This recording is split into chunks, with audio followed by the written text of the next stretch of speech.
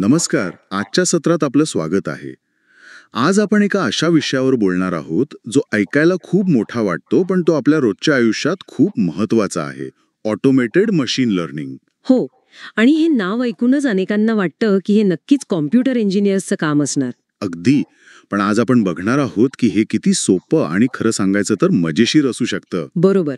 विचार करा, आपल्याकडे एका वर्षाचा हवामानाचा आणि आईस्क्रीम विक्रीचा डेटा आहे. अच्छा. आता या आकड्यांमध्ये काहीतरी पॅटर्न दडलेला आहे की नाही? हो, म्हणजे तापमान वाढलं की विक्री वाढते हे तर साधं गणित आहे. पण पाऊस किंवा समजा आठवड्याचा वार याचाही काही संबंध असतो का? अगदी तोच प्रश्न. आणि आज आपण ऑटोमेटेड ML नावाच्या एका डिजिटल डिटेक्टिव्हला कामाला लावून या आकड्यांमागची गोष्ट उलगडणार आहोत. आणि हे सगळं आपण करणार आहोत मायक्रोसॉफ्टच्या एका लर्निंग एक्सरसाइजच्या मदतीने. म्हणजे आपल्याला स्वतःला काही किचकट कोड वगैरे लिहायचं नाहीये. अजिबात नाही. आपलं ध्येयपूत सोपं आहे. आपण कम्प्युटरला फक्त डेटा देणार आणि त्याला स्वतःहून शिकायला लावणार की हवामानाचा आईस्क्रीमच्या विक्रीवर नेमका कसा परिणाम होतो. मस्त. चला तर मग या तपासाला सुरुवात करूया. आता कोणत्याही डिटेक्टिव्हला काम करायला एक ऑफिस लागतं. हो. तर आपल्या या डिजिटल डिटेक्टिव्हच्या ऑफिसला आपण वर्कस्पेस म्हणतो. ही पहिली पायरी आहे, बरोबर? अगदी बरोबर. वर्कस्पेसला तुम्ही तुमचं डिजिटल ऑफिस किंवा एखादी प्रयोगशाळा समजू शकता. अच्छा. ही एक अशी जागा आहे जिथे तुम्ही तुमचे सगळे पुरावे म्हणजे आपला डेटा, तपासाची साधनं म्हणजे कोड आणि अल्गोरिदम, आणि निष्कर्ष. आणि तपासातून निघालेले निष्कर्ष म्हणजे मॉडेल्स, हे सगळं एकाच ठिकाणी व्यवस्थित ठेवता. म्हणजे मग गोंधळ होत नाही. आणि त्या एक्सरसाइजमध्ये 2 पर्याय दिले आहेत. एक आहे Azure मशीन लर्निंग स्टुडिओ आणि दुसरं काहीतरी ML लॅब ॲप. हो. तर अझ्योर मशीन लर्निंग स्टुडिओ हे एका मोठ्या व्यावसायिक डिटेक्टिव्ह एजन्सीसारखं आहे, जिथे खूप मोठी आणि गुंतागुंतीची प्रकरणं हाताळली जातात. ओके. पण आजच्या आपल्या केससाठी जी आपल्याला फक्त शिकायची आहे, त्यासाठी ML लॅब ॲप पुरेसं आहे. ते एका छोट्या सुटसुटीत ऑफिससारखं आहे. समजलं. चला, म्हणजे आपलं ऑफिस तयार आहे.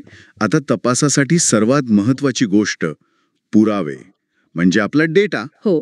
आपल्याकडे आईस्क्रीम.csv नावाची एक फाईल आहे. काय आहे नक्की यात? या फाईलमध्ये आपल्या केसचे सगळे महत्वाचे धागेदोरे आहेत. यात काही रकाने आहेत, म्हणजे आठवड्याचा वार, महिना, त्या दिवसाचं तापमान, पावसाचं प्रमाण आणि सर्वात महत्वाचा पुरावा, त्या दिवशी किती आईस्क्रीम विकल्या गेल्या. म्हणजे आपल्याकडे संशयित आहेत तापमान, पाऊस, वार आणि महिना, आणि गुन्हा आहे आईस्क्रीमची विक्री. आपल्याला हे शोधायचं आहे की या विक्रीसाठी नक्की कोण किती जबाबदार आहे. तुम्ही अगदी बरोबर शब्दात मांडलंय. आपला उद्देश हाच आहे की कम्प्युटरने ह्या पहिल्या 4 गोष्टींमधला पॅटर्न ओळखून 5व्या गोष्टीचा, म्हणजेच किती आईस्क्रीम विकल्या जातील याचा अचूक अंदाज लावावा. म्हणजे तो भूतकाळातल्या डेटावरून शिकेल आणि भविष्यासाठी अंदाज बांधेल. अगदी छान. ऑफिस झालं, पुरावे गोळा झाले. आता मुख्य डिटेक्टिव्हला कामाला लावूया, म्हणजे ऑटोमेटेड ML जॉब सुरू करूया. ही प्रक्रिया कशी काम करते? इथे आपण आपल्या डिटेक्टिव्हला काही स्पष्ट सूचना देतो. सगळ्यात आधी आपण त्याला सांगतो की त्याला कोणत्या प्रकारचा तपास करायचा आहे. याला म्हणतात टास्क टाईप. Task type? हो. आपल्या केसमध्ये आपण रिग्रेशन निवडणार आहोत. रिग्रेशन हा शब्द जरा तांत्रिक वाटतोय. याचा आपल्या आईस्क्रीमच्या उदाहरणाशी काय संबंध? खूप सोपा आहे. जेव्हा आपल्याला उत्तरामध्ये एक संख्या हवी असते, तेव्हा आपण रिग्रेशन वापरतो. अच्छा, म्हणजे किती आईस्क्रीम विकली जातील, 100, 150, 210 असे आकडे. बरोबर, हे आकडे आहेत. या उलट जर आपल्याला उत्तरामध्ये एखादा प्रकार किंवा गट ओळखायचा असता, जसं की मांजर की कुत्रा, किंवा त्या एक्सरसाइज मधलं दुसरं उदाहरण आहे पेंग्विनची प्रजाती कोणती, अगदी, तेव्हा आपण क्लासिफिकेशन वापरतो. पण इथे आपल्याला आकडा हवाय म्हणून रिग्रेशन. समजलं. आकड्यांचा अंदाज म्हणजे रिग्रेशन आणि प्रकाराचा अंदाज म्हणजे क्लासिफिकेशन. सोपं आहे.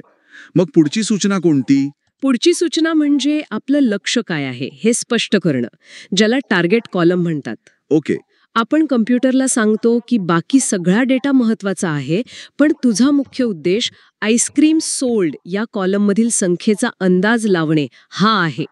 म्हणजे सगळ्या तपासाचा रोख त्या एकाच गोष्टीवर केंद्रित करायचा. ठीक आहे. म्हणजे तपास कोणता करायचा आणि काय शोधायचं हे आपण त्याला सांगितलं. पण एक्सरसाइजमध्ये प्रायमरी मॅट्रिक आणि एक्सपेरिमेंट टाइम आउट अशाही काही गोष्टी आहेत, त्याचं काय? त्या खूप महत्वाच्या सूचना आहेत.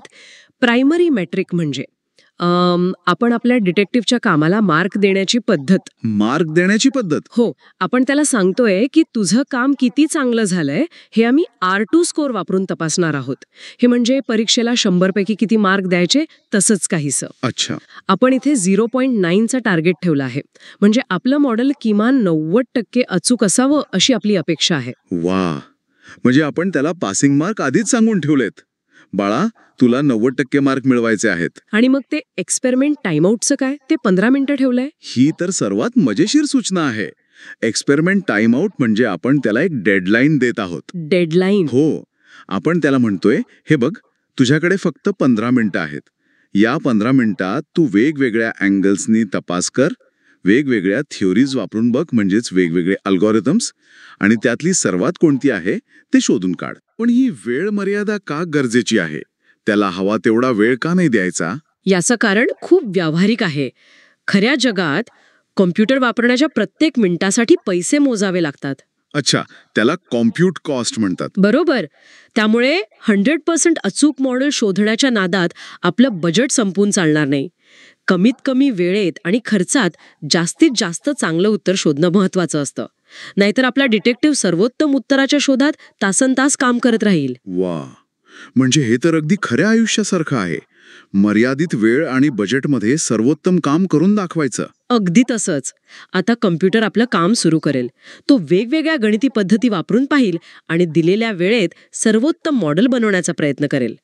एक्सरसाइजमध्ये म्हटल्याप्रमाणे आता आपण शांतपणे कॉफी घेऊ शकतो. चला, कॉफी ब्रेक संपला आणि आपल्या डिजिटल डिटेक्टिव्हने त्याचं कामही पूर्ण केलं आहे. त्याने सगळ्या शक्यता तपासून बघितल्या आहेत आणि आता आपल्यासमोर सर्वोत्तम मॉडेल सादर केलं आहे. हो, म्हणजे ऑटोमेटेड MLने अनेक तपास पद्धती वापरून पाहिल्या आणि ज्या पद्धतीने सर्वात अचूक उत्तर मिळालं ते मॉडेल आपल्यासमोर ठेवलं आहे. आणि आता आपण त्याचं रिपोर्ट कार्ड पाहू शकतो, ज्याला तुम्ही मॅट्रिक्स म्हणालात. अगदी. म्हणजे त्याने तपास कसा केला हे सविस्तरपणे कळतं का त्यात? हो, यात आपल्याला आलेख आणि चार्ट्सच्या मदतीने दाखवलेलं असतं की मॉडेलने किती चांगलं काम केलंय. उदाहरणार्थ, एक चार्ट दाखवतो की मॉडेलने लावलेले अंदाज आणि खरी विक्री यात किती फरक होता. अच्छा, म्हणजे प्रेडिक्टेड व्हॅल्यूज आणि ॲक्च्युअल व्हॅल्यूज. बरोबर. जर हे दोन्ही आकडे जवळजवळ सारखे असतील तर याचा अर्थ आपलं मॉडेल खूप अचूक आहे. म्हणजे आपल्याला फक्त अंतिम निकालच नाही तर तो निकालापर्यंत कसा पोहोचला याचीही माहिती मिळते. हे तर खूपच पारदर्शक आहे. पण आता आपल्याकडे हे हुशार मॉडेल आहे. त्याचा प्रत्यक्ष वापर कसा करायचा? इथे डिप्लॉय हा शब्द येतो. याचा काय अर्थ आहे? उपलब्ध करून देणे. समजा आपण एखादी उत्तम रेसिपी शोधून काढली. ती कागदावर लिहून ठेवण्याला काही अर्थ नाही जोपर्यंत आपण ती वापरून पदार्थ बनवत नाही आणि लोकांना चवीला देत नाही. डिप्लॉय करणे म्हणजे नेमकं हेच. म्हणजे आपण या मॉडेलला एका ॲप किंवा वेबसाईटसाठी उपलब्ध करून देतो. अगदी. याला रिअल टाइम एंड पॉइंट म्हणतात. ही एक प्रकारची डिजिटल खिडकी तयार होते. डिजिटल खिडकी? हो.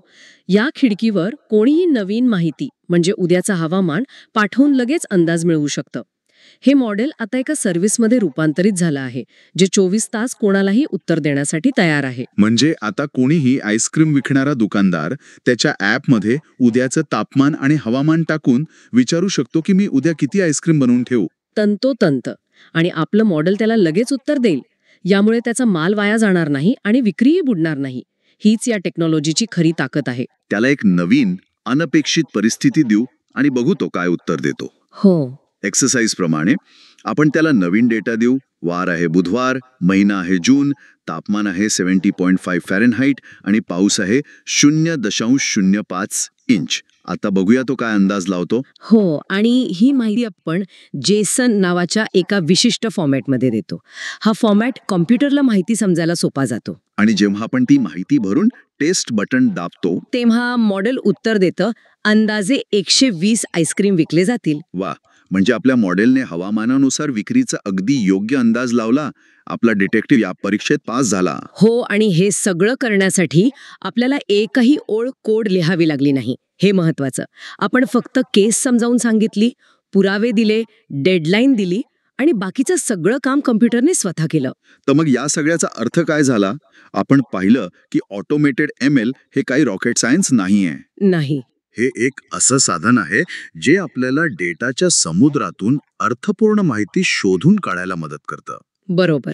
हा तर फक्त आईस्क्रीमचा एक छोटा आणि गमतीशीर नमुना होता.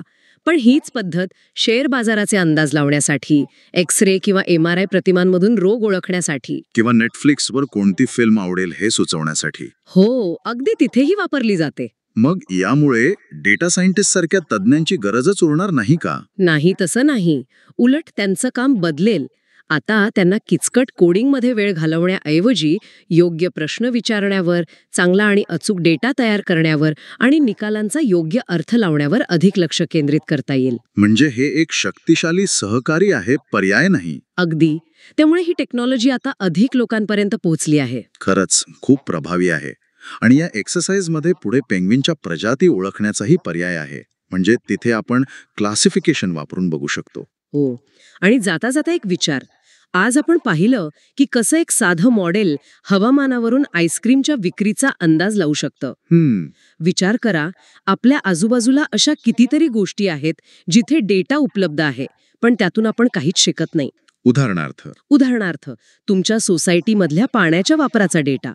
कोणत्या वेळी जास्त पाणी वापरलं जातं, या डेटाचं विश्लेषण करून पाणी वाचवण्याचे मार्ग शोधता येतील का? किंवा शहरातला वाहतुकीचा डेटा वापरून ट्रॅफिक सिग्नल अधिक हुशारीने कसे नियंत्रित करता येतील. बरोबर.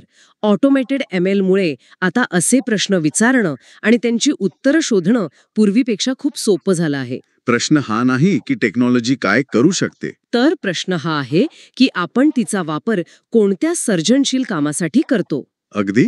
विचार करण्यासारखी गोष्ट आहे की आपल्या रोजच्या आयुष्यातली अशी कोणती समस्या आहे जी आपण डेटा आणि अशा मॉडेलच्या मदतीने सोपी करू शकू.